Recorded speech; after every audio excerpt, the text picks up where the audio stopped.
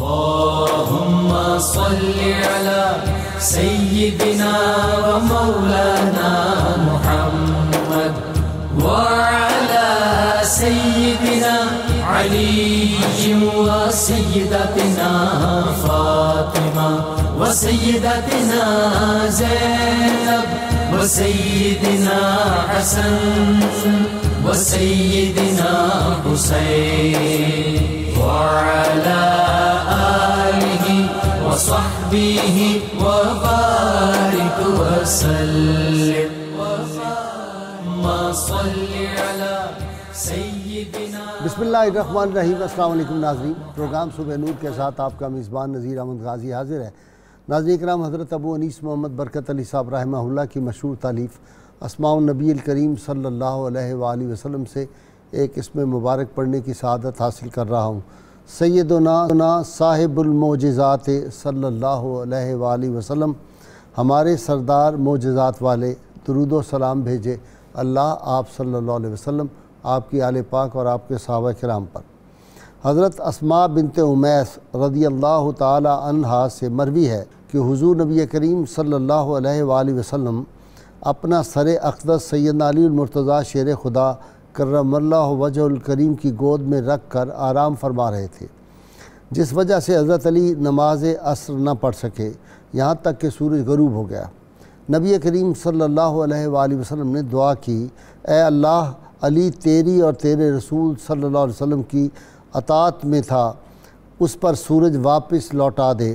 حضرت اسماء رضی اللہ تعالی عنہ فرماتی ہیں، میں نے سورج غروب ہوتے ہوئے بھی دیکھا اور یہ بھی دیکھا کہ وہ غروب ہونے کے بعد دوبارہ طلوع بھی ہوا ہے. ناظرین کرام، آج ہم اس ہستی پاک کا ذکر کرنے اور ان کا زہد و ورع، ان کی تعلیمات اور ان کی شورۂ آفاق کتاب، جس کو لوگ انسائیکلوپیڈیا تصوف کا کہتے ہیں، اور جن کے بارے میں حضرت خواجہ نظام پاک نے فرمایا تھا کہ یہ کتاب جس کو کوئی مرشد نہ ملے کامل، یہ کتاب ان کی پڑھ لے تو وہ مرشد کامل کا کام دیتی ہے. اور آپ نے خود بھی فرمایا تھا جو یہ کتاب پڑھ لے صدق نیت سے، اس کو کسی اور کتاب کی حاجت نہیں رہتی.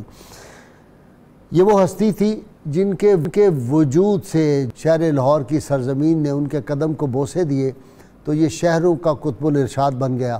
اور یہ بات میں نہیں کہہ رہا، یہ حضرت مجدد الافسانی شیخ احمد سرندی رحمۃ اللہ علیہ فرماتے ہیں. یہ اللہ کے جو اولیاء ہوتے ہیں، یہ جہاں جہاں ان کے قدم لگتے ہیں، جہاں ان کا وجود ہوتا ہے، ان کے وجود کی وجہ سے اللہ تعالیٰ ان جگہوں کو بھی جو ہے وہ ایک عظمت عطا کر دیتے ہیں اور برکات وہاں پہ ہو جاتی ہیں. مجھے یاد آتا ہے بہت مشہور ایک کتاب ہے الارشاد، شیخ مظفر عزیق رحمۃ اللہ علیہ ترکی کے بزرگ تھے جن کے مریدین امریکہ اور دیگر ممالک میں، یورپ میں، ان کا ویسٹ میں بہت کام تھا. حضرت مظفر عزیق رحمۃ اللہ علیہ نے الارشاد اپنی انگریزی میں ان کی کتاب ہے بڑی زبردست، اس میں انہوں نے لکھا کہ نبی کریم صلی اللہ علیہ وسلم کے پاس کفار مکہ آتے تھے، وہ تو کہتے تھے اگر آپ اللہ کے سچے نبی ہیں آپ دعا کریں اللہ ہم پہ عذاب نازل کرے، ہمیں تباہ کر دے. اللہ کریم ارشاد فرمایا، اے میرے محبوب صلی اللہ علیہ وسلم، آپ ان کافروں کو بتا دیں کہ ہم ان کو اس وقت تک عذاب نہیں دیں گے جب تک آپ ان کے اندر موجود ہیں. انت فیہم کے الفاظ قرآن حکیم میں آئے ہیں، میں اپنے جو اسکالر آ جائیں ان سے اس کی ڈیٹیل پوچھوں گا. تو جب تک آپ کا وجود پاک وہاں پہ موجود ہے ہم ان پہ عذاب نازل نہیں کریں گے. اسی طرح ہم دیکھتے ہیں یہی وجہ ہے کہ جو پہلی قوموں پہ، پہلی امتوں پہ عذاب آئے تھے، سید عالمین صلی اللہ علیہ وسلم کے ظہور پاک کے بعد پھر اتنا بڑا عذاب اس دنیا میں نہیں آیا. تو مظفر عزیق رحمۃ اللہ لکھتے ہیں یہ جو اولیاء ہیں یہ انبیاء کے وارث ہیں، یہ نبی صلی اللہ علیہ وسلم کے وارث ہیں روحانی. اولیاء کرام بھی جہاں پہ ہوتے ہیں ان کا جو وجود ہوتا ہے وہ رحمت کا صاحبان ہوتا ہے. ان کے وجود کی وجہ سے، ان کی موجودگی کی وجہ سے جو ہے اللہ تعالیٰ اس علاقے پہ اپنی رحمتوں کی برسات کرتا ہے اور بے شمار مصائب و علام ان کے وجود کی، ان کے موجود ہونے کی برکت سے دور ہو جاتے ہیں. تو لاہور شہر کے جو لوگ ہیں ان کو اندازہ ہونا چاہیے. وہ ایک دفعہ خواجہ نظام پاک رحمۃ اللہ نے فرمایا تھا کہ اگر یہاں علی اجویری نہ ہو تو شام سے پہلے یہ شہر جو ہے غرق ہو جاتا. یہ ان کے وجود کی برکت ہے. اور پھر ہمارے لیے اور اس سے بڑا ثبوت کیا ہو سکتا ہے کہ خواجہ غریب نواز خواجہ معین الدین چشتی اجمیری فرما دیں کہ گنج بخش فیض عالم مظہر نور خدا ناکساراں پیر کامل کامل آراں رہنما۔ تو ناظرین کرام، آج کشف المحجوب اور اصلاح معاشرہ، آج کشف المحجوب صاحب کشف المحجوب کی برکت ہے کہ ہم کلمہ گو بن گئے، ورنہ پتہ نہیں ہمارے نام کیا ہوتے۔ یہ بر صغیر میں صوفیاء کرام محسن ہیں، اسلام ہے محسن ہے اس ملت کے، اس یہاں کے رہنے والے لوگوں کے، اور یہ پاکستان بھی انہی کی دعاؤں کا ثمر، ان کے وجود کا ثمر ہے کہ آج ہم آزاد مملکت میں آزادی کی سانس لے رہے ہیں۔ میں گفتگو کرنے کے لیے آج میرے ساتھ شریک گفتگو ہیں پروفیسر ڈاکٹر سید محمد قمری صاحب، اور ان کے ساتھ جناب ڈاکٹر شبیر احمد جامی ہیں، کئی کتابوں کے مصنف بھی ہیں اور بڑے صوفی آدمی ہیں۔ ان کے ساتھ بزرگ نعت خوان الحاج اختر حسین قریشی، آج ہم منقبت داتا گنج بخش رحمۃ اللہ علیہ کی بارگاہ میں سنیں گے۔ ابتدا کر رہا ہوں جناب سید صاحب سے۔ جی ڈاکٹر سید قمر صاحب، کشف المحجوب اصلاح معاشرہ کے لیے ایک بہترین کیا اس کو کہنے نصاب ہے؟ جی غازی صاحب، ویسے تو بہت سارے جو صوفی ہیں ان کے ملفوظات اور ان کی جو ذوات عالیہ کی تربیت ہے وہ ہر معاشرے کی اصلاح کا سبب بنتی ہے۔ کشف المحجوب، اس سے پہلے بھی تصوف کی کتابیں لکھی گئیں اور بہت سے اہل علم لوگ گفتگو کرتے ہوئے اپنے اپنے انداز سے گفتگو کرتے ہیں۔ کشف المحجوب پہ بین الاقوامی سطح پر بہت سا علمی کام ہوا ہے، جی پوری دنیا میں، پوری دنیا میں سب بہت سی زبانوں میں کام ہوا ہے۔ ایران والوں نے خاص طور پہ کام کیا ہے، ان کا ایک اپنا نقطۂ نظر خاص ہے ٹھیک علمی سطح پر۔ داتا صاحب رحمۃ اللہ علیہ نے جو کتاب مرتب فرمائی ہے اس میں بہت سے پہلوؤں کو سامنے رکھا ہے۔ ایک ہے احوال شخصیت اور ایک ہے احوال صفات۔ دو باتیں ہیں کہ تعلیمات کے لیے ضروری ہے کہ معلم کی شخصیت کا اثر مسترشد پر موجود ہو۔ مرشد ہے نا، وہ بات سکھاتا ہے، اور مسترشد جو بات سیکھتا ہے یعنی مرید۔ رسول اکرم سید عالم صلی اللہ علیہ وسلم کو اللہ تعالیٰ نے معلم بنا کر بھیجا۔ یہ ابتدائی گفتگو ہم اس لیے عرض کر رہے ہیں تاکہ یہ معلوم ہو کہ کشف المحجوب دراصل کتاب و سنت سے مستنبط اور ماخوذ کتاب ہے، اور حقیقت میں قرآن پاک کی ایک ایسی تفسیر ہے کہ جس شخص نے قرآن کو پہلے اپنے اندر اتارا، پھر اس پہ غور کیا، قرآن کے لفظوں پہ غور نہیں کیا، قرآن کے لفظوں کو، اس کے معنی کو، اس کی حقیقت کو اپنے وجود میں اتارا، اور پھر اپنی ذات میں اللہ اور اللہ کے رسول صلی اللہ علیہ وسلم کلمے کی حقیقت لا الہ الا اللہ محمد الرسول اللہ صلی اللہ علیہ وسلم پہ غور کرنے کے بعد اس کے نور کو عام کیا ہے۔ تو داتا صاحب رحمۃ اللہ علیہ نے یہ اہتمام کیا ہے کہ شخصیت کے اندر تعلیمات رسول صلی اللہ علیہ وسلم موجود ہوں۔ ابتدا اپنے فقر و علم جو ہے یہ اصل میں انسان کی ایمانی قوت کے دو محافظ ہیں۔ فقر اور علم نہ ہو تو ایمان کی حفاظت نہیں ہو سکتی۔ اس کے بعد پھر آپ چھٹے ساتویں باب سے شخصیات کا تذکرہ لے کے آئے، حضور نبی کریم صلی اللہ علیہ وسلم سے لے کے ائمہ اہل بیت، اور اس میں خلفاء راشدین کا ذکر۔ تو چونکہ آپ اصلاح معاشرہ کی بات کر رہے ہیں نا، اس پہلو سے ہم بات کرتے ہیں کہ اصلاح معاشرہ کے لیے ضروری ہے کہ اسلام کا نظام باطنی، اسلام کا نظام معاشرہ اور اسلام کا نظام سیاست ہمارے معاشرے میں جو آج بگاڑ ہے، چونکہ آپ اصلاح معاشرہ کی بات کر رہے ہیں تو سب سے پہلے دیکھنا پڑے گا کہ بگاڑ کیا ہے۔ بگاڑ یہ ہے کہ اصلاح کے نام پہ معاشرے کو تین حصوں میں تقسیم کیا گیا ہے۔ ایک صاحب روحانیت ہیں، وہ کہتے ہیں اصلاح ہوگی۔ ایک وہ ہیں جو کہتے ہیں کہ نہیں شریعت کے ذریعے سے اصلاح ہوگی، وہ اپنی جگہ علم جدا کیے بیٹھے۔ ایک کہتے ہیں کہ جب تک اسلام کا سیاسی غلبہ نہ ہو تو معاشرے میں اصلاح نہیں ہوگی۔ داتا صاحب رحمۃ اللہ علیہ نے یہ کہا کہ افراد ہیں، تعلیمات ہیں، اور پھر ان کو نافذ کرنے والے ہیں۔ جھگڑا یہ ہوا پاکستان میں، ایک نے کہا کہ سیاسی غلبہ اسلام، ایک نے کہا شریعت کے نفاذ، ایک نے کہا روحانیت ہوگی، جبکہ ان تین عناصر کو مل کے بیٹھنا چاہیے تھا۔ اور وہ کب بیٹھتے کہ داتا صاحب کی کتاب کشف المحجوب ہی نہیں، ان کا مزار، اسے قضا نہ کیجئے آپ، آپ کیسے کہہ سکتے ہیں کہ کشف المحجوب سے ہو سکتی؟ کشف المحجوب تو ہزاروں ترجمے لوگوں نے کیے، ایک نے ترجمہ کو اس نے اپنی لکھ دی اٹھا کے، وہ اختصار کیا۔ تو اقبال نے جو کہا ہے نا، سن لیں یہ بات کشف المحجوب کی بات، اس نے کہا سید حجویر مخدوم امم، مخدوم امم کا مخدوم امم ہے کہ داتا صاحب وہ سبق پڑھ نہیں ابھی آتے ہیں اچھا داتا صاحب وہ سبق پڑھا رہے تھے کہ تم نے امتوں کی قیادت کرنی ہے، ویسا پاکستان بنے گا، اس لیے داتا صاحب کا مزار پاکستان میں، ہندوستان میں نہیں ہے۔ اچھا دوسری بات کہ مرقد او پیر سنجر راہ رم، لوگ اختلاف کرتے ہیں لفظ کا، ہم اسے بات نہیں کر رہے، وہ چھوڑ دیں، سجز اور سنجر ہے، کوئی فرق نہیں کہ وہ مخدوم ہے کہ مرقد او پیر سنجر راہ رم، اور سبحان اللہ سبحان اللہ، ان کے جو مرقد پاک کی برکت ہے وہ تو امت کے جتنے بھی موجودہ مسالک ہیں ان کے اکابر سلام کرتے ہیں اب بھی آگے۔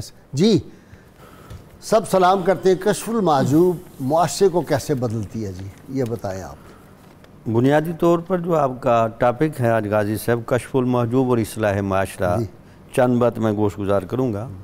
داتا صاحب رحمۃ اللہ علیہ نے پورا ایک باب باندھا ہے تصوف کا۔ بھئی تصوف کے نام پر کون سا نظریہ، کون سی فکر، کون سی روحانیت اور دین کی وہ اصل تعبیر، جیسے قبلہ شاہ سے فرما رہے تھے، وہ جو تعبیر سامنے آئی تو داتا صاحب رحمۃ اللہ نے تصوف کے کچھ تعریفات کی ہیں۔ ان تعریفات میں بھی اصلاح معاشرے کا ٹچ ہے۔ میں مناسب سمجھ اگر میں آپ کے سامنے 3-4 تعریفیں پڑھوں تو آپ خود دیکھ سکتے ہیں کہ جس کو یہ تصوف کہتے ہیں اس کے اندر اصلاح معاشرہ جزو لا ینفک ہے، یہ اس کا لازمی حصہ ہے۔ یہ ہم اس کی خود تعبیرات کر کے کوئی صوفیہ کو بڑھا چڑھا نہیں رہے، بلکہ یہ صوفیوں کے گھر کے اندر کی چیز ہے۔ داتا صاحب فرماتے ہیں کہ التصوف ترک کل حظ نفس ہے، تصوف بنیادی طور پر نفس کی ہر حظ کو، ہر خواہش کو چھوڑنے کا نام ہے، یعنی نفسانی خواہشات سے فی نفسی نکلنے کا نام تصوف ہے۔ دوسرا پھر فرماتے ہیں کہ حضرت امام باقر رحمۃ اللہ علیہ کی تعریف آپ نے نقل کی، التصوف خلقن، تصوف بنیادی طور پر اخلاق کا نام ہے۔ فمن زاد علیک فی الخلق زاد علیک فی التصوف، جو بندہ خلق میں جتنا زیادہ ہوگا تصوف میں بھی اتنا زیادہ ہوگا۔ واہ واہ واہ، یہ لازم و ملزوم ہے۔ یہ لازم و ملزوم، یعنی اخلاق حسنہ یہ تصوف کے ساتھ لازم و ملزوم ہے۔ اسی اخلاق حسنہ کی صوفیہ نے پرچار کیا اور اسی اخلاق حسنہ کے زور پر لوگوں کو اپنی طرف متوجہ بھی کیا اور لوگوں کی اصلاح اور تربیت بھی فرمائی۔ ایک اور تعریف کی داتا صاحب رحمۃ اللہ علیہ نے حضرت جنید بغدادی رحمۃ اللہ علیہ کا نام لے کر، اور کا تصوف 8 خصلتوں کا نام ہے، اور یہ 8 خصلتیں دیکھ لیں یہ پورے معاشرے کے ماحول کو سمیٹ لیتی ہیں اور پوری انبیاء کی تعلیمات کو سمیٹ لیتی۔ اس میں پہلی ہے سخاوت، یہ حضرت ابراہیم علیہ السلام کی صفت کی عکاسی کرتی ہے۔ دوسری ہے رضا، یہ حضرت اسماعیل علیہ السلام کی صفت کی عکاسی کرتی ہے۔ تیسرا اس میں ہے صبر، حضرت ایوب علیہ السلام کی زندگی کی عکاسی۔ چوتھا ہے اشارہ، حضرت زکریہ علیہ السلام کی صفت کی عکاسی۔ پانچواں ہے غربت، حضرت یحییٰ علیہ السلام کی صفت کی عکاسی۔ چھٹا ہے گدڑی اور صوف کا لباس پہننا، حضرت موسیٰ علیہ السلام کی صفت کی عکاسی۔ ساتواں ہے سیاحت، حضرت عیسیٰ علیہ السلام کی صفت کی عکاسی۔ اور آٹھواں ہے فقر محمدی، الفقر و فخری، حضور نبی اکرم صلی اللہ علیہ وسلم کی صفت کی عکاسی۔ حضرت جنید بغدادی رحمۃ اللہ، ان 8 چیزوں کا نام تصوف ہے۔ آپ ان 8 چیزوں کو چیک کر لیں، دین کا ظاہر، دین کا باطن اور پورے معاشرے کا سیٹ اپ اس سے تشکیل پاتا ہے۔ تو گویا کہ تصوف بنیادی طور پر اپنے معنوی اطلاق میں اور اپنے مشتملات اور مندرجات میں بھی اصلاح معاشرہ کو ایک پہلو کے طور پر اڈاپٹ کرتا ہے، اور صوفیہ تصوف کی تعریف کرتے ہوئے بیان کرتے ہیں۔ لہٰذا جن صوفیہ کی وجہ سے اصلاح معاشرہ نہیں ہوئی، یا دین کے اس باطن کی انہوں نے دعوت کی جس سے تجرد لازم آیا اور جس سے وہ خلوت لازم آئی جو رہبانیت کی طرف چلی گئی، داتا صاحب حقیقی تصوف میں اس کی اجازت نہیں دیتے۔ اچھا داتا صاحب نے یہ بھی کیا ہے کہ یہ جو جعلی صوفیہ ہیں اس پہ بھی بہت لکھا ہے آپ نے؟ بہت کچھ لکھا ہے۔ اور وہ جتنے نفس کی شرارتیں اور کمزوریاں ہیں وہ بھی ساری بیان وہ ساری بیان کی ہے. وہ تو میں پڑھ رہا تھا تو مجھے لگ رہا تھا کہ بہت بڑا سائیکالوجسٹ یہ لکھ رہا ہے. انسانی نفسیات کو جتنا داتا گنج بخش نے گہرائی سے مطالعہ کیا ہے وہ آدمی حیران ہو جاتا ہے اس کو پڑھ کے. ویسے بھی غازی سے بھی اتفاق کی بات ہے کہ یہ انسان کی جتنی بھی ظاہری صلاحیت ہے نا اس کا اصل مبدا اور منبع روح ہے. ٹھیک. تو جو بندہ روح کا بھی مطالعہ کر سکتا ہے اور اصل جگہ پر جا سکتا ہے تو اس سے پھوٹنے والی برانچز اور شاخوں کو وہ اچھی طرح پہچان سکتا ہے. بلکہ علامہ اقبال نے تشکیل جدید الہیہ جو ان کا ترجمہ ہے خطبات کا اس میں لکھا ہے جی انہوں نے ماہر نفسیات کو یہ ایڈریس کیا ہے کہ جس طرح کہ تم ماہر نفسیات ہو نا تم تو ظاہری علامتیں اور مادی علامتیں دے کر ججمنٹ کرتے ہو لیکن اصل نفسیات کے ماہرین صوفیاء ہوتے ہیں جو روح کا مطالعہ کر سکتے ہیں. چونکہ ظاہر کا مطالعہ کرنا ہے آسان باطن کا مطالعہ کرنا ہے مشکل اور ظاہر میں جو کچھ وارد ہوتا ہے وہ اصل میں باطن سے نکلتا ہے. دیکھو نا دین اسلام کو دیکھیں انما الاعمال بالنیات والنیات بالعقائد یعنی اعمال کا تعلق ہے نیت سے نیت کا تعلق ہے عقیدے سے اور عقیدے کا بنیادی طور پر جو تعلق ہوتا ہے یہ روحانیت سے ہوتا ہے یہ ان معاملات سے ہوتا ہے. اچھا اصلاح معاشرے کی عام طور پر 3 جہتیں ہوتی ہیں. ایک اصلاح معاشرہ کی کچھ ہوتی ہیں نظریاتی اساس ایک اصلاح معاشرے کے لیے کچھ عملی اقدامات اور ایک اصلاح معاشرہ کے کچھ وہ مظاہر ہوتے ہیں جس میں اخروی نجات بھی دنیا میں نظر آئے. واہ اچھا یہ کیسے ذرا ایکسپلین. یہ صوفیہ کرام نے ان تینوں محاذوں پر معاشرے کو منظم کیا. اس میں کوئی شک نہیں کہ عقائد کا جتنا نظام ہے ایمانیات کا جتنا نظام ہے یہ اصلاً تو غیب پر مبنی ہے لیکن صوفیاء کو مجاہدات کی بنیاد پر اپنے مرشدان گرامی کی تربیت کی بنیاد پر ذکر اذکار اور تہجد کی کثرت کی بنیاد پر اللہ تعالیٰ وہ بصیرت دیتا ہے کہ غیب کلیتاً تو واضح نہیں ہوتا لیکن بہرحال جھانکنے کا موقع مل جاتا ہے. کوئی سمجھے تو ہے باریک فطرت کا حجاب اتنا نمایاں ہے فرشتوں کے تبسم ہائے پنہانی. ہاں ان کو پھر نظر آتا ہے اللہ والوں کو. جی اچھا جی وہ صوفی اپنی وہ بات بھی منواتا ہے ذات بھی منواتا ہے اور وہ اپنے صرف قول سے نہیں بات کرتا اس کا وجود جو ہے وہ بھی بڑا امپورٹنٹ ہے. کشف المحجوب کے لیے صاحب کشف المحجوب بھی ہونا چاہیے. صاحب کشف المحجوب نہ ملے تو صاحب کشف المحجوب سے جنہوں نے اکتساب ضیاء اور اکتساب فیض کیا وہ ملنا چاہیے. غازی صاحب آپ یہ بات بالکل درست فرما رہے ہیں. صوفی کا جب ہم لفظ کہتے ہیں تو لوگ بدکتے ہیں حالانکہ بڑی واضح بات ہے کہ تزکیہ تصفیہ احسان یہ سب ہم معنی لفظ ہیں. ٹھیک. قرآن ایک جگہ یہ کہتا ہے یا ایھا الذین آمنوا اتقوا اللہ ایمان والو تم تقوی اختیار کرو. ٹھیک. تقوی کیا ہے؟ تقوی اصلاح معاشرہ کی ایک بنیاد ہے.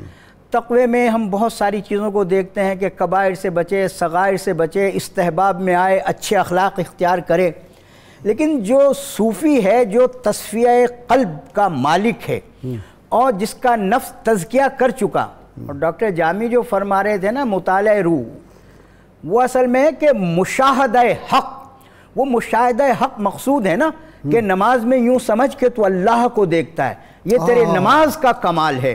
لیکن اقبال کہتے ہیں میری نماز کا امام حضور محمد مصطفیٰ صلی اللہ علیہ وسلم کا خیال اقدس ہو تو مقصود شوق تیرا اگر تیرا نہ ہو میری نماز کا امام میرا قیام بھی حجاب میرا سجود بھی حجاب. سجود. اب یہ دیکھیں کہ مقصود تو ہے کہ زیارت خدا بندی انسان کا مقصود ہے نا وما خلقت الجن والانس الا لیعبدون کہ جن اور انسانوں کو ہم نے عبادت کے لیے بنایا. ترجمہ یہ کیا الا لیعرفون کہ عبادت کا مقصد معرفت خدا بندی ہے کہ تو خدا کو پہچان لے اور پہچان یہ کہ تو اسے دیکھ نہیں تو کم سے کم یہ خیال کر کے وہ تجھے دیکھتا ہے کہ وہ مجھے دیکھتا ہے. یہ خوف خدا پیدا کرنا ہے. اور کلمے کی جو بنیاد دین کے اساس کلمہ ہے اقرارم باللسان زبان سے بار بار مانے بار بار کہے وتصدیقم بالقلب اور دل کی ہر دھڑکن یہ کہے کہ لا الہ الا اللہ محمد رسول اللہ اللہ تعالیٰ معبود وحدہ لا شریک اور محمد اللہ کے رسول ہیں. یہی تو ختم نبوت ہے یہی تو نبوت کا دوام ہے. ہمہ لمحہ ہر مکان و زمان میں انہیں نبی مان پھر دوسرے نبی کی ضرورت نہیں پڑتی نا. آگے یا ایھا الذین آمنوا ایمان تو ہو گیا اتقوا اللہ متقی بھی بن گئے اب اگلا مرحلہ ہے جو صوفی کی آپ بات کرتے ہیں. صوفی جو ہے تقوی کا ماحول ہر کوئی بنا دیتا ہے، لیکن اس کے بعد پھر جو ہے نا وہ قرار نہیں رہتا اس معاشرے کے اندر. صوفی جو ہے اس لیے آگے فرمایا وَكُونُوا مَعَ جی الصَّادِقِينَ. یہیں تک میں آ رہا ہوں. اچھا. وَكُونُوا مَعَ الصَّادِقِينَ کہ تو صاحب ایمان بھی ہے، تو صاحب تقوی بھی ہے.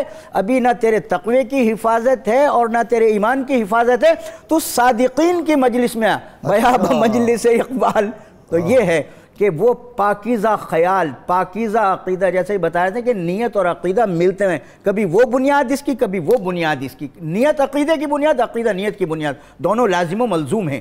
تو وہاں جب صوفی کے جو صادقین میں سے ہیں نا، کہ جس نے اپنے قلب کی گہرائیوں سے کلمے کو تسلیم کیا. ڈاکٹر جامی صاحب، وہ جو حضرت نے فرمایا تھا خواجہ نظام الدین محبوب الہی نے کہ یہ مرشد کامل کا جو ہے کام دیتی ہے کشف المحجوب.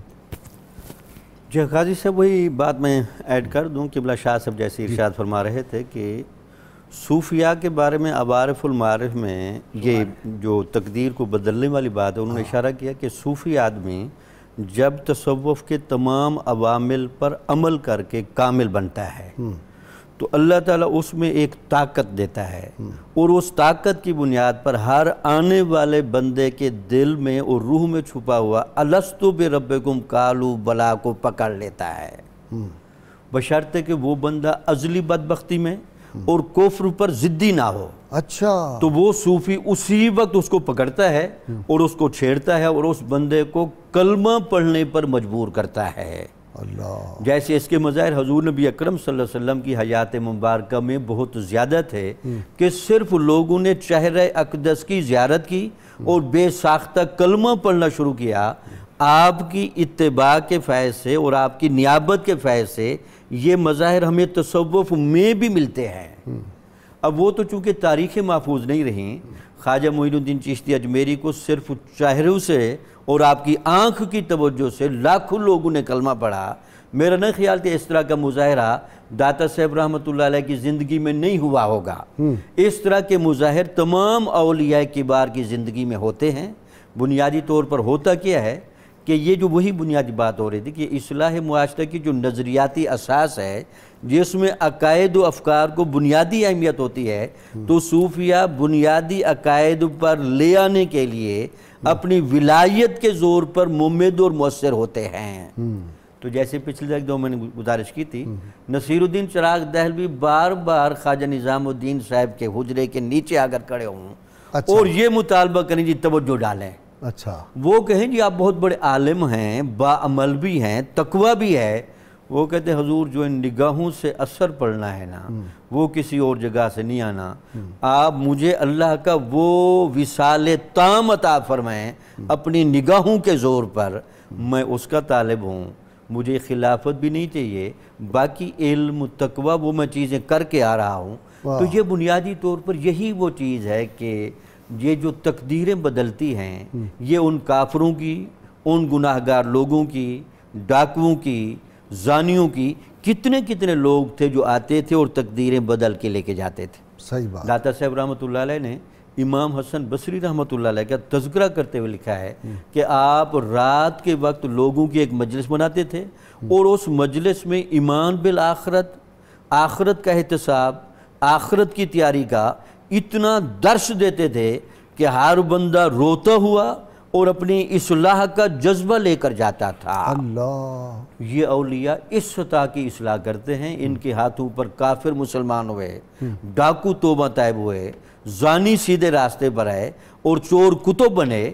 یہ وہی بات ہے کہ جو آپ نے فرما رہے تھے کہ اللہ تعالیٰ نے ان کی نگاہوں میں ایسی تاثیر رکھی ہے کہ اگر اللہ کے اذن سے یہ تبدیل کرنے پر آ جائیں تو اللہ تعالیٰ ان کی مدد بھی فرماتا ہے اور ان کی دعاؤں کو قبول کرتا ہے. میں وہ بات آپ سے پوچھی تھی کہ حضرت خواجہ نظام پاک نے فرمایا کہ جس کو مرشد نہ ملتا ہو کامل وہ کشف المحجوب پڑھے، اس کو پیر مل جائے گا. اس کی بنیادی وجہ یہ ہے کہ داتا صاحب رحمۃ اللہ علیہ نے کشف المحجوب کے اندر ترتیب اس طرح کی رکھی ہے کہ اس میں ظاہر و باطن کا حسن امتزاج ہے. جہاں کچھ ایسے لوگ جن کی ظاہر سے باطن کی طرف تبدیلی ہوتی ہے، کچھ ایسے ہوتے ہیں جن کی باطن سے ظاہر کی طرف تبدیلی ہوتی ہے. چونکہ ان میں آپ نے ان تمام چیزوں کو اکٹھا کیا ہے. ایک واقعے سے آپ اندازہ لگا سکتے ہیں. داتا صاحب رحمۃ اللہ علیہ نے روزے کا ایک باب باندھا ہے اور اس روزے کے باب میں ایک واقعہ لکھا ہے کہ میں اس بات پر بڑا عرصہ سوچتا رہا کہ روزہ صبر ہے، اور صبر کے بارے میں حضور نبی اکرم صلی اللہ علیہ وسلم نے فرمایا یہ نصف ایمان ہے۔ ٹھیک بھئی یہ کیا بات ہے؟ روزہ تو صبر ہے لا محالہ 3 چیزوں سے، سحری سے لے کر افطاری تک۔ وہ کہتے جب میں ان سوال کو سوچ رہا تھا مجھے خواب میں حضور نبی اکرم صلی اللہ علیہ وسلم کی زیارت ہوئی، تو میں نے پوچھا یا رسول اللہ روزہ نصف ایمان کیسے ہے؟ تو اس کی مجھے سمجھ نہیں آیا۔ حضور نبی اکرم صلی اللہ علیہ وسلم نے ارشاد فرمایا کہ روزہ بنیادی طور پر انسان کے حواس خمسہ پر پہرہ دار بن کے آیا ہے۔ واہ، اس میں آنکھ کی حفاظت، کان کی حفاظت، زبان کی حفاظت، ناک کی حفاظت اور چھونے کی حفاظت ہے۔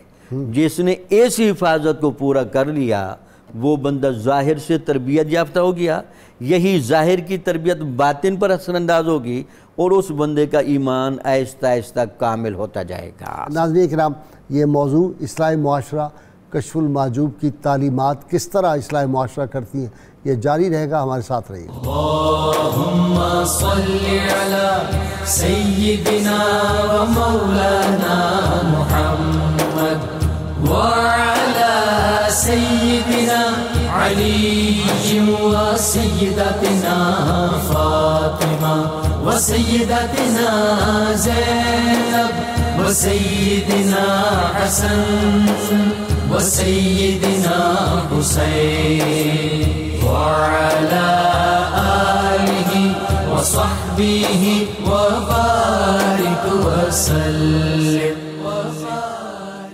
اللهم صل على سيدنا ومولانا محمد وعلى سيدنا علي وسيدتنا فاطمة وسيدتنا زينب وسيدنا حسن وسيدنا حسين وعلى آله وصحبه وبارك وسلم وعلى آله وصحبه وبارك وسلم۔ ڈاکٹر صاحب، داتا صاحب یہاں آئے جی، ان کے ساتھ 5-4 ہزار آدمی تھے، تلواریں تھیں، اور انہوں نے آ کر لوگوں سے کہا کہ یا تو کلمہ پڑھو یا تیار ہو جاؤ۔ اور اس کے بعد یہ شہر لاہور جو تھا سارا، یہاں پہ دیواریں لکھی گئیں، فلیکسیں بنی تھیں، اور اس دور کا جو ریڈیو تھا اس کا بھی کافی استعمال ہوا تھا، اور ان کا جو لباس ہوتا تھا وہ کم از کم اس دور کے مطابق 2-3 لاکھ روپے کا جبہ وہ پہنتے۔ یہ ساری چیزیں تھیں جنہوں نے ایک انقلاب جو ہے وہ فکری، ذہنی، قلبی انقلاب جو یہاں کے لوگوں میں پیدا کیا۔ کیا اس طرح کی کوئی بات تھی؟ جی نہیں، ایسا ہرگز نہیں تھا۔ ان کے پاس اپنی شہرت کے لیے اور عزت اور ناموری کے حصول کے لیے جدید ترین ذرائع تھے جو ازلی اور ابدی ہیں، یعنی رضا الہی اور خدا کی دوستی کا جب اعلان جبریل اور ملائکہ کرتے ہیں اور کائنات کا ذرہ ذرہ اس میں شریک ہوتا ہے۔ نقیب محفل کوئی نہیں ہوتا تھا، نقیب محفل وغیرہ کوئی نہیں ہوتا، جبریل امین نقیب محفل بن جبریل امین نقیب محفل ہوتے۔ سبحان اللہ۔ حضرت سید علی حجویری کو روحانیت کی کائنات میں باب الہند کہا جاتا ہے، ٹھیک، ہندوستان کا روحانی دروازہ۔ تو اگر کسی کو بعد میں ہندوستان کی سلطانی بھی عطا ہوتی ہے تو گزرنا اس نے اسی دروازے سے ہوتا ہے۔ ٹھیک، چنانچہ سلطان الہند کا حجرہ وہاں موجود ہے جسے اکبر نے بنوایا ہے، احاطہ ہے حضرت سید علی حجویری میں۔ سبحان اللہ۔ غازی صاحب، آج کل بڑی عجیب سی بات لگ رہی ہوگی، عمومی طور پر یہ کہا جاتا ہے کہ آپ نے کوئی تحریک شروع کرنی ہے، کسی نئے علاقے میں کوئی سنٹر قائم کرنا ہے، تو وہ ایام جوانی میں جب آپ کی ساری صلاحیتیں بہت عروج پہ ہیں ظاہری طور پر، اور آپ بہت سٹرگل کر سکتے ہیں، ایفرٹ کر سکتے ہیں، تو قائم کرنی چاہیے۔ قدیم مشائخ کا ہرگز یہ طرز عمل نہیں ہوتا تھا۔ ان کے لیے قوائے ظاہر کا بہت طاقت میں ہونا اور اچھے حالت میں ہونا اتنا اہم نہیں تھا جتنا قوائے باطن کا عالم شباب میں ہونا ہے۔ چنانچہ زندگیاں ساری وہ سفر کرتے تھے، تجربات حاصل کرتے تھے، مشائخ کی صحبتوں میں بیٹھتے تھے۔ تو خیر، حضرت داتا صاحب جب یہاں تشریف لے آئے تو ہم یہ دیکھ رہے ہیں کہ اس سے پہلے ایک دو بزرگ لاہور میں آئے ہیں، حضرت اسماعیل بخاری رحمۃ اللہ، دیکھیں یہ بد نصیبی نہیں ہے، کسی کو پتہ ہی نہیں، کوئی معلوم نہیں ہے جی۔ تو بہت زیادہ تعداد میں مسلمان یہاں نہیں تھے، ایسے میں آپ نے ایک معیاری خانقاہ یہاں قائم کی۔ ہمارا قدیم تصور خانقاہ جو آج بھی بہت ساری جگہوں پر بالکل اسی طرح ہے، خوشا مسجد و مکتب و خانقاہ کہ در و بود کیل و کال محمد صلی اللہ علیہ وسلم۔ تو چنانچہ مسجد کا قیام، اس کے ساتھ ایک مکتب کا قیام، اس کے ساتھ ایک لنگر خانہ اور ایک چند حجرے خانقاہ، کیسی وہ عجیب و غریب قسم کی ملکوتی قسم کی خانقاہ ہوگی جہاں بیٹھ کر آپ نے یہ کام شروع کیا۔ دوسرا مسئلہ یہ ہے کہ جب عمر بڑھتی ہے، اوپر سے بھی قدسی آتے تھے اور قدسی صفات نیچے بیٹھے بے شک و شبہ ایسا ہی ہے۔ تو وہ جو کمالات آپ نے ظاہر و باطن کے حاصل کیے، تو لاہور میں آ کے، ہندوستان میں آ کے آپ کو تو ابجد سے کام شروع کرنا پڑا نا، الف بے سے کام شروع کیا۔ بڑا مشکل ہے، بڑا مشکل، یعنی جہاں دین کی سمجھ بوجھی نہیں ہے وہاں ان کو مبادیات دین سے آگاہ کرنا، اس کے بعد ان کی علمی تربیت بھی کرنا، اور مقام روحانیت اور میدان روحانیت تو پھر اس کے بعد کے مراحل سے جو بات میں نے عرض کی ہے کہ سینکڑوں خداؤں کو ماننے والے، ایک رازق ہے، ایک مالک ہے، ایک خالق ہے، ایک بارش دینے والا ہے، ایک اولاد دینے والا ہے، اتنے سارے خداؤں سے یکدم پکڑ کے بندے کو ایک کے در پہ لا کے رکھنا، یہ کوئی معمول، یہ ہے انقلاب، یہ انقلاب ہے۔ اقبال نے ایسے تو نہیں کہا ہے کہ در زمین ہند تخم سجدہ ریخت، یہ حضرت سید علی حجویری تھے جنہوں نے اس کفرستان میں اپنے خلوص بھرے سجدوں کے ایسے بیج بوئے ہیں کہ آج فصل لہلا رہی ہے، اور جنوبی ایشیا میں اسلام اپنی سربلندی کے ساتھ قائم ہے، اور یہاں سے پیارے آقا صلی اللہ علیہ وآلہ وسلم کو خوشبو آتی ہے اور محبت کی مہک بھی محسوس ہوتی ہے۔ علامہ شہزاد مجدی صاحب داتا سے فرماتے ہیں کہ صوفی وہ ہے کہ اس کے باطن اس کے قدم کے ساتھ، یعنی اس کا دل حاضر رہے، اور فرماتے ہیں کہ پاکیزہ اخلاق کی دو قسمیں ہیں، ایک حق تعالیٰ کے ساتھ اور دوسری مخلوق کے ساتھ۔ یہ عجیب بات ہے، اللہ کے ساتھ بھی ادھر اللہ سے واصل، ادھر مخلوق میں شامل۔ یہ ذرا سمجھائیں۔ بسم اللہ الرحمن الرحیم۔ حضرت داتا گنج بخش علی حجویری رحمہ اللہ غازی صاحب ہمارے استاد محترم بول رہے تھے تو دل چاہ رہا تھا بس یہ بولتے رہیں، ہم سنتے رہیں۔ حضور داتا صاحب رحمۃ اللہ علیہ کیا ایک اختصاص یہ ہے کہ آپ تصوف ائمہ میں سے ہیں، امام تصوف ہیں۔ سبحان اللہ۔ تو جو امام کا کرائیٹیریا ہوتا ہے وہ پھر ظاہر ہے بعد میں آنے والے سارے اس سے استفادہ ہی کرتے ہیں، امام ہوتا ہی اس لیے، یعنی وہ جو بات میں نے کی قابو میں ہے، جی وہ اس کی رینج سے ابھی تک باہر جا نہیں سکتے۔ مطلب محبوب الہی جیسی، خواجہ نظام الدین اولیاء جیسی ہستی، وہ کہہ رہے ہیں کہ کشف المحجوب بجائے مرشد ہے۔ اللہ، جس کو کوئی مرشد نہ ملے وہ کشف المحجوب سے جڑ جائے، یہ مرشد کا کام دیتا ہے۔ اچھا، روحانیت کی دنیا میں جو کتاب ہوتی ہے وہ صاحب کتاب کی قائم مقام ہوتی ہے۔ بے شک، سبحان اللہ۔ نبی کریم علیہ السلام نے فرمایا انی تارکن فیکم الثقلین کتاب اللہ و اطرتی۔ بے شک۔ اچھا، داتا صاحب کی تو یہ زندہ کرامت ہے، ان کا خلیفہ بھی کشف المحجوب ہے، ان کا سلسلہ بھی کشف المحجوب ہے، اولاد بھی کشف، ان کی اولاد بھی کشف المحجوب ہے۔ بے شک۔ صوفی کے حوالے سے آپ کہتے ہیں کہ ہم جا رہے تھے آذربائیجان میں، وہاں وہ گندم کی کٹائی ہو رہی تھی، تو کچھ گدڑی پوش لوگ وہاں اپنی گدڑیاں یوں پھیلائے ہوئے، کشکول بنائے ہوئے کھیتوں کی طرف رخ کر کے کھڑے تھے، اور وہ خیرات مانگ رہے تھے، منتظر تھے کہ کب یہ لوگ فارغ ہوں اور ہمارا حصہ ہماری جھولی میں ڈالیں۔ تو فرماتے ہیں میں نے عرض کی اپنے شیخ سے کہ حضور دیکھیے یہ صوفیاء کو بدنام کروا رہے ہیں، تصوف کو بدنام کروا رہے ہیں، درویشی حلیے میں گدڑیوں کو دنیا داروں کے آگے پھیلائے۔ اب شیخ کا جو کمنٹ ہے نا غازی صاحب، ساری کشف المحجوب ایک طرف اور یہ داتا صاحب کے مرشد کا ایک کمنٹ، فرمایا علی حجویری ان کے شیخ کو مریدوں کی کثرت کی ہرس تھی، اور وہ ہرس کنورٹ ہو کے ان مریدوں میں اس شکل میں ظاہر ہوئی ہے۔ یہ نتیجہ ہوتا ہے، کیونکہ مرید خود کچھ نہیں ہے، اس میں جو خیر یا جو شر آنا ہے اس کے شیخ سے آنا ہے، اس میں منتقل ہونا ہے۔ اس لیے فرمایا کہ اے بسا ابلیس آدم روئے ہست، پس بہر دستے نبایت داد دست۔ بعض دفعہ لٹیروں نے جنگل میں شمع جلا دی، مسافر یہ سمجھے کہ منزل یہی ہے۔ تو یہ نہ سمجھ لینا کبھی ابلیس بھی آدم کی شکل میں آ جاتا ہے، اس لیے ہر ایک کے ہاتھ میں ہاتھ نہیں دینا۔ جب 1100 سال پہلے امام کشیری اور 1000 سال پہلے داتا صاحب یہ ہمیں الرٹ کر رہے ہیں، تو آج ہمارے دور میں کیا عالم ہوگا؟ اس لیے صوفی کی کیفیت آپ نے یہ بیان کی ہے کہ صوفی کا مطمع نظر اس کا ظاہری گیٹ اپ اور لباس نہیں ہوتا، بلکہ داتا صاحب نے تو انتہا کر دی 1000 سال میں کسی شیخ صوفی کا میں نے ایسا کمنٹ نہیں پڑھا۔ آپ فرماتے ہیں کہ جس شخص کا ظاہر اس کے باطن سے بہتر ہو اور وہ اس پہ مطمئن اور خوش ہو، جس کا ظاہر اس کے باطن سے بہتر نظر آ رہا ہو، اس سے 1000 گنا بہتر ہے کہ اس کا باطن اس کے ظاہر سے بہتر ہو۔ بے شک ظاہر میں کوئی خرابی آ جائے، اگر باطن محفوظ ہے تو وہ بچا ہوا ہے، اور اگر باطن خطرے میں ہے اور ظاہر بڑا کروفا رہا ہے تو وہ خطرے میں اس لیے کہ ان اللہ تعالی لا ينظر الى صورکم ولکن ينظر الى قلوبکم والى نیت، جو تمہارے رب نے دیکھنا اسے تو تم نے آراستہ کیا ہی نہیں، اس کی تو نظر تمہاری نیتوں پہ ہے، جو اس نے نہیں دیکھنا اس کو تم نے پوری طرح سجا لیا ہے۔ تو اس کا مطلب یہ ہے کہ اس میں تضاد آ جائے گا، اور جب تضاد آ جائے گا تو تصوف کی نفی ہو جائے گی، صوفیزم سارا ختم ہو جائے گا۔ ڈاکٹر نظامی صاحب، لباس سے زہد کی ظاہریوں پہ نہ جا، چڑھے ہوئے ہیں اندھیروں پہ روشنی کے غلاف۔ جی اچھا، میں نے تو خیر یہ بات نہیں سنی، آپ نے نہیں سنی، شہزاد مجدی نے بھی نہیں سنی، یہ پتھر سارے مجھ پہ ہی آئے۔ لیکن ایک بات میں آپ کو بتا دوں کہ موسم آیا تو نخل دار پہ بھی سر منصور ہی کا بار آیا۔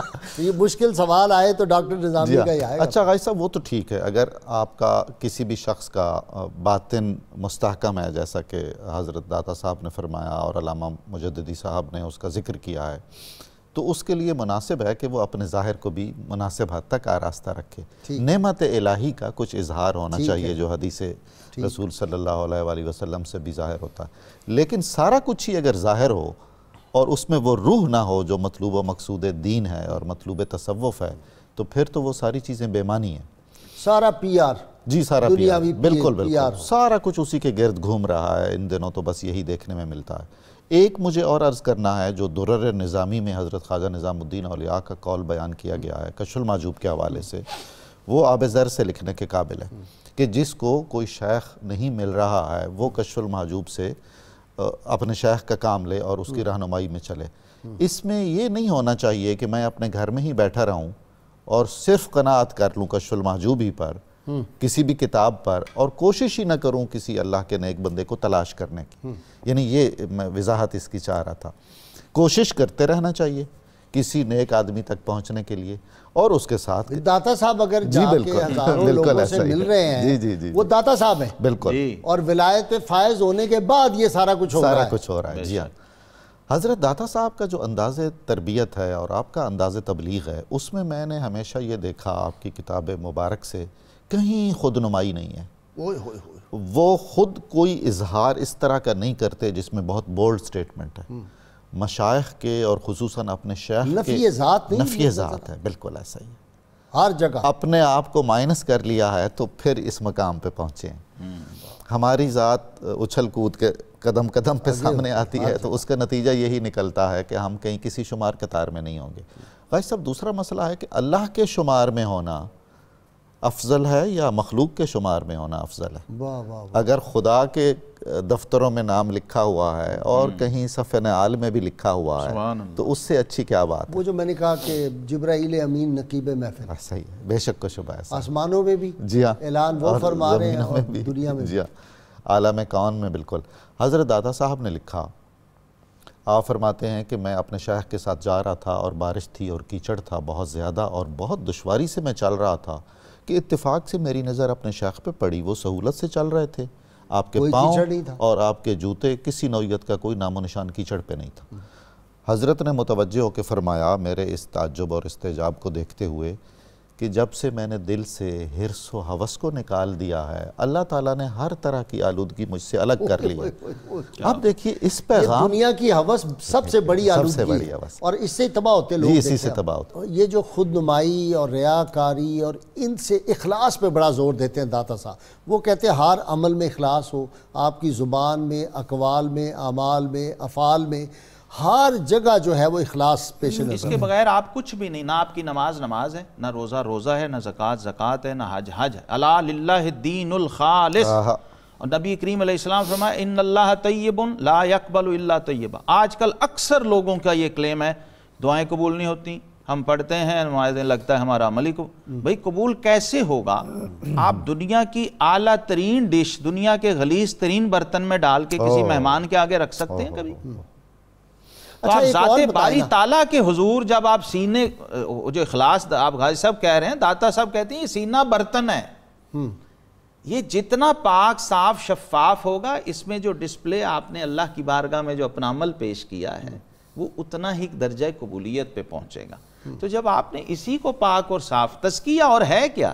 تزکیہ باطن کے غسل کا نام ہے، روح کو دھونے کا نام ہے، قلب کے تسویہ اور اس کی پاکی کا نام۔ اچھا یہ بتائیں نا، یقین محکم عمل پہ ہم محبت فاتح عالم جہاد زندگانی میں ہیں یہ مردوں کی ہیں یہ جی ہاں مردوں کی شمشیریں۔ اچھا تلوار لے کے نہیں، تلوار لے کے ہرگز نہیں ہے۔ غازی صاحب اس خطے میں مصر کی قدیم تہذیب کی طرح جادو کا معاملہ بہت تھا، بہت تھا، کالا جادو۔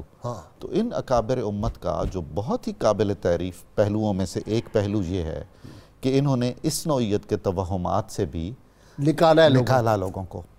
اور پھر ہمارے معاشرے میں اس وقت ہندو مت کا غلبہ تھا تو ان کے ہاں تو ذات پات کا بہت ہی منظم ایک سلسلہ ہے، 4 تقسیمیں ہیں، یعنی اشرف المخلوقات کو 4 حصوں میں بانٹا ہوا ہے، اور ایک جو آخری حصہ ہے شودر ملیچ، اس کو تو ٹچ کرنے سے بھی زمین جہاں اس کا کوئی ہاتھ پاؤں لگ جائے وہ بھی ناپاک ہوگی جگہ۔ تو ان کو گلے سے لگایا حضرت داتا صاحب نے، ساتھ بٹھا کے کھلایا ہے، اور پھر آپ ہی کے لنگر پر وہ برہمن جو اعلیٰ ترین اور مقدس ترین طبقہ ہے وہ انہی شودروں کے ساتھ بیٹھے بھی رہے۔ تو یہ انسانیت کی خدمت ہے، یہ بھی تو وہ پہلو ہیں، یہ ہے ہیومن رائٹس، یہ ہیومن رائٹس کے علم بردار یہ ہیں، اور عمل کر کے دکھایا، زبانی نہیں صرف مال کمانے کے لیے ہیومن رائٹس کی یہ خلق محمدی صلی اللہ علیہ وسلم ہے جس کا پیغام بلال حبشی کو لے کے ابو بکر صدیق کے ساتھ اور عمر فاروق کی زبان سے کہلوا دیا سیدنا بلال آگے۔ جی ایسا ہی ہے۔ اور حضرت داتا صاحب تو حضرت بلال سے بے حد و حساب محبت کرتے تھے، اور آپ کے مزار پہ وہ آپ مراقبہ بھی کرتے تھے اور کثرت سے حاضری بھی دیتے تھے۔ ایک مسئلہ اور ہے جو میں بہت ہی متاثر ہوتا ہوں، وہ یہ کہ آپ اپنی کتاب میں بے ساختہ ایسے کسی اہتمام کے بغیر کچھ اپنے احوال و کوائف بھی بیان فرماتے ہیں۔ اس میں کچھ خوابوں کا ذکر کیا ہے، اور کچھ ایسی چیزیں ہیں جو آپ نے جاگتی آنکھوں سے دیکھی ہیں، وہ دیکھا۔ مثلا حضرت ابو سعید ابو الخیر کے مزار پر آپ نے دیکھا کہ ایک سفید کبوتر آ کے ان کے مزار مبارک میں چلا گیا، اور اس کے بعد حضرت نے ان کو خواب میں بتایا حضرت داتا صاحب کو کہ یہ میرے اعمال صالح ہیں جو قبر کی تنہائی میں میرا ساتھ دینے کے لیے آ جاتے ہیں، اور ایسی بہت ساری چیزیں ہیں۔ یہ سارے وہ پیغامات ہیں جو ہمیں یہ بتاتے ہیں کہ کون سا پروگرام اپنے اختتام کی طرف جا رہا ہے۔ وہ بات رہ گئی آج غلام قادر گرامی والی۔ جی بالکل، وہ واقعتاً رہ گئی۔ 2 لفظوں میں کہہ دیں تو ذرا ہو جائے۔ جی ہاں، غلام قادر گرامی بہت عظیم الشان شاعر تھے اور صوفی منش تھے، اور وہ حضرت داتا صاحب کے کمالات کے بہت زیادہ اوائل میں معترف نہیں تھے۔ ٹھیک ہے۔ اور پھر یہاں لاہور علامہ بہت تھے، علامہ بہت زیادہ تھے، اور وہ کچھ چھیڑ چھاڑ بھی کرتے تھے کہ یار تو ہر فجر کی نماز داتا صاحب جا کے پڑھتا ہے۔ تو پھر انہیں اپنی ذاتی بچیوں کی شادی وادی کے سلسلے میں کچھ مسائل تھے، تنگ دستی تھی، تو ایک دفعہ وہ کرم ہو گیا اور چھپ کے چلے گئے وہاں اور علی بخش کے ذریعے، اور وہاں انہوں نے خدا سے دعا مانگی حضرت کے وسیلے سے، اور واپس آئے تو حیدرآباد دکن سے میر محبوب علی خان کا پیغام آیا ہوا تھا نواب صاحب کا کہ میرے استاد بن جائیے، ملک الشعراء میرے دربار کے بن جائیے، اور تحائف تھے بہت زیادہ، یعنی کروڑوں میں اب اس کی قیمت ہوگی۔ تو یہ ایک جیتی جاگتی کرامت انہوں نے دیکھی۔ پھر انہوں نے حضور جو مدح و ستائش کی حضرت داتا صاحب کی منقبتیں لکھی۔ جی شراب مجدی صاحب ایک فکرہ کوئی، میں 2-3 شعر آپ کو منقبت کیس کروں، 2 ہی تازہ منقبت، صرف 2 شعر، اور سر کے لیے اس لیے بیٹھے ہیں۔ شریعت ناز کرتی ہے، طریقت ناز کرتی ہے۔ واہ ماشاءاللہ۔ شریعت ناز کرتی ہے، طریقت ناز کرتی ہے، تمہاری ذات پر داتا ولایت ناز کرتی ہے۔ سبحان اللہ سبحان۔ اور میرے داتا تیرے قرباں تیرے نانا کی امت میں، میرے داتا تیرے قرباں تیرے نانا کی امت میں، فقیر ایسے بھی ہیں جن پر رسالت ناز کرتی ہے۔ اور ایک شعر صرف غازی صاحب، یہ جو سحر کی بات ہو رہی تھی کہ کیا یوں سحر کو پامال تیری نالے چوبی نے، واہ واہ، کیا یوں سحر کو پامال تیری نالے چوبی نے، کہ اس حسن کرامت پر کرامت نازل۔ کیا واہ بات، سبحان کیا اللہ۔ بات۔ ناظرین کرام، کتاب الشفا سے نسخے کا وقت ہو گیا جی۔ ہر مشکل کام میں آسانی کے لیے اگر کوئی شخص کسی بڑی پریشانی میں مبتلا ہو تو اللہ تعالیٰ کا اسم مبارک یا بدیع 100 مرتبہ 41 دن تک پڑھنے سے انشاءاللہ آسانی کے اسباب پیدا ہو جائیں گے۔ شرط یہ اول و آخر کم از کم 11 مرتبہ کوئی بھی درود پاک جو آتا ہے وہ ضرور پڑھیں۔ سیدنا علی حجویری رحمۃ اللہ علیہ فرماتے ہیں مخلوق خدا کو کھانا کھلاؤ کیونکہ ہر چیز کی زکوٰۃ ہوتی ہے اور گھر کی زکوٰۃ مہمان کو کھانا کھلانا ہے۔ جی نظر صاحب۔ میرے ادراک سے بالا ہے عظمت فیض عالم کی، میرے ادراک سے بالا ہے عظمت فیض عالم کی،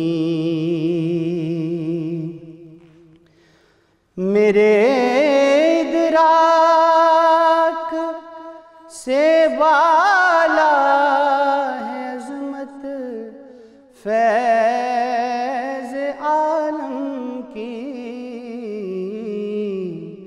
کوئی اہل نظر جانے حقیقت فیض عالم کی،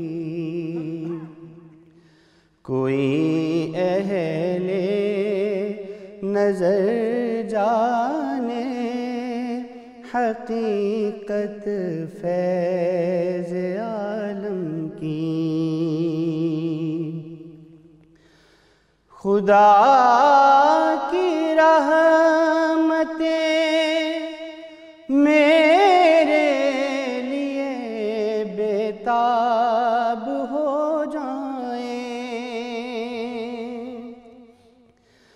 خدا کی رحمتیں میرے لیے بےتاب ہو جائیں،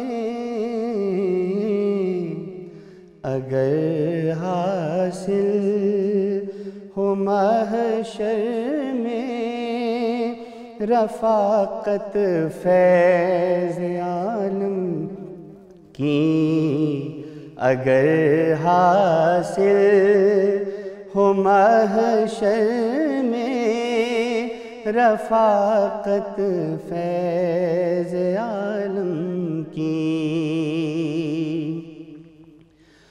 اسے سمجھو خزانہ مل گیا عرفان و مستی کا، اسے سمجھو خزانہ مل گیا عرفان و مستی کا، خدا نے بخش دی جس کو محبت فیض عالم کی، زمانے بھر کے ناہنجار کو اعظم بنا ڈالا، زمانے بھر کے ناہنجار کو اعظم بنا ڈالا، مجھے اللهم صل على سيدنا ومولانا محمد وعلى سيدنا علي وسيدتنا فاطمة وسيدتنا زينب وسيدنا حسن وسيدنا حسين وعلى آله وصحبه وبارك وسلم.